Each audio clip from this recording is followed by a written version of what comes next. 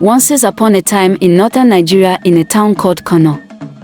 In the bustling town of Kano, where the vibrant market stalls buzz with activity and the scent of spices fills the air, I found myself unraveling a mystery that had stumped our community for 2 decades. My name is Amina, and while I am known for my curious nature, little did I know that a seemingly innocuous clue would lead me to uncover the truth behind the disappearance of my childhood friend, Zainab. Zainab was not just any friend, she was my closest companion. We spent countless afternoons playing by the ancient walls of the old city, weaving dreams of adventure and promise. However, when she mysteriously vanished one fateful afternoon, our innocent games turned into a haunting shadow over my life. The entire town searched for her, but despite our efforts, she was never found. As the years passed, Zainab's disappearance became a somber tale whispered among families and a topic of conversation during quiet evenings. Some believed she had been taken by spirits, while others suspected foul play.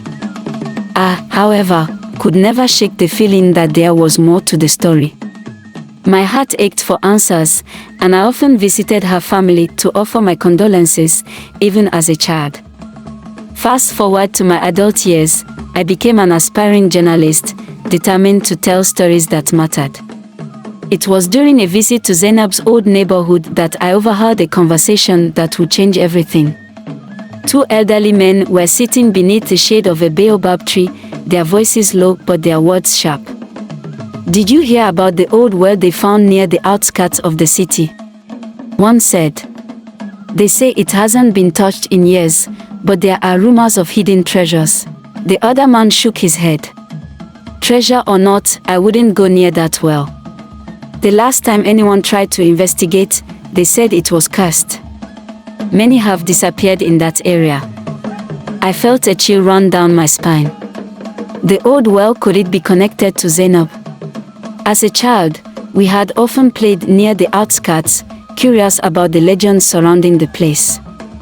The thought that she might have ventured there gnawed at my mind. That evening, I couldn't shake the feeling that I was onto something. I began my investigation by interviewing those who lived near the old well. Most were wary and dismissive, claiming that the area was dangerous and best avoided. However, an old woman, who appeared to be in her late 70s, finally spoke to me. "I remember the day Zainab went missing," she said, her voice trembling slightly. "She and her friends had come to play near the well. I warned them not to go close, but children are curious. That evening, when I heard the cries, I went to the well, but all I found was silence." Her words sent a shiver through me. What if Zainab had fallen into the well? I rushed home, determined to investigate further. Armed with a flashlight and my notebook, I made my way to the outskirts of town the following day. As I approached the well, the air grew thick with tension. The well was covered in thorny bushes, its stones weathered and cracked. I peered over the edge, the darkness within seeming to beckon me. My heart raced, but my resolve held firm. I climbed down carefully, the rough stones biting into my palms. At the bottom, I discovered a small chamber carved into the earth. To my astonishment, it was not empty. Remnants of a small blanket lay crumpled in a corner, and among the debris was a familiar bracelet, Zainab's bracelet. My breath caught in my throat. It was a simple piece, one I had gifted her on her last birthday. I felt a mix of hope and dread wash over me. Just then, a faint noise drew my attention. I turned to see a tiny wooden box hidden beneath the stones. With trembling hands, I opened it. Inside was a journal, its pages yellowed with age. The journal belonged to an old traveler who had passed through Kano years ago. As I flipped through the pages, I found entries describing a hidden passageway leading to a network of tunnels beneath the town, used during the time of the colonial era for smuggling goods. My heart raced as I connected the dots. Could Zainab have stumbled upon this passage? And what if someone had lured her into the well? The thought was chilling, but I knew I was close to uncovering the truth. With the journal as my guide, I followed the clues leading to the tunnels. Each step echoed the past, and the air grew colder. The tunnels were dark, illuminated only by the flickering beam of my flashlight.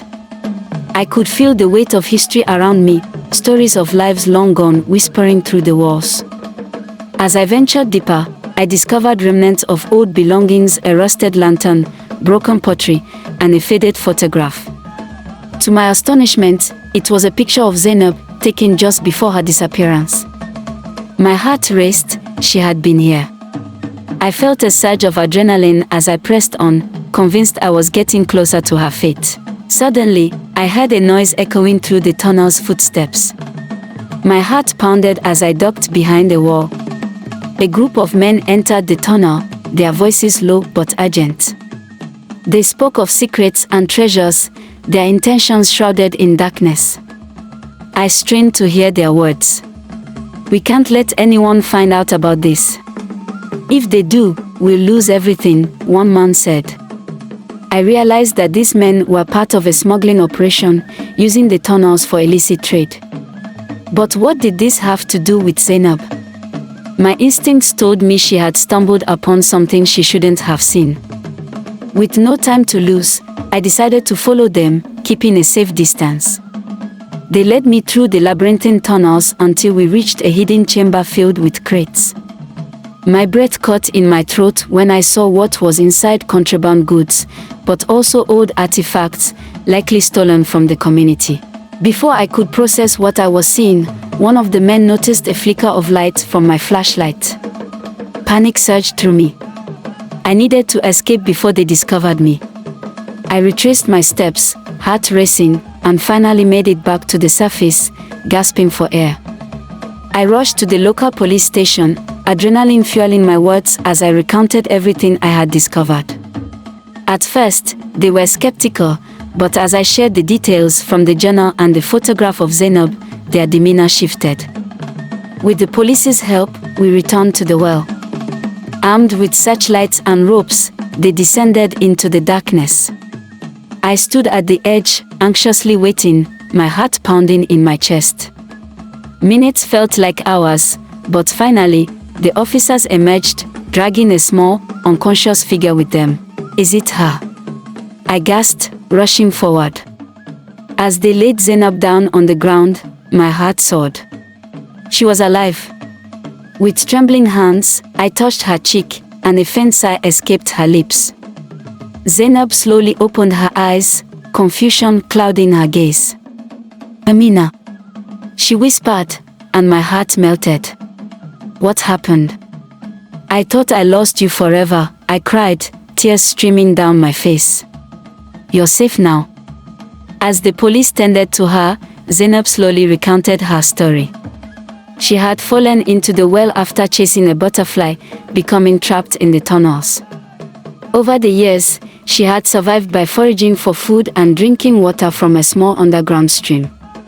She had heard the men talking, but had managed to remain hidden. With her safe return, the authorities were able to raid the smuggling operation, and the men were arrested. The entire community rejoiced, celebrating not only Zainab's safe return but also the end of a long-standing mystery. In the weeks that followed, Zainab and I grew closer, our bond strengthened by the trials we had faced. We often spoke about the importance of curiosity and perseverance. It was a simple clue, a forgotten bracelet, and an old journal that had led me to uncover the truth. As I gazed out over the city from the ancient walls where we once played, I realized that sometimes the past holds the key to the future. Zainab's laughter echoed in my heart, a reminder that hope, even in the darkest of times, can light the way forward. The end.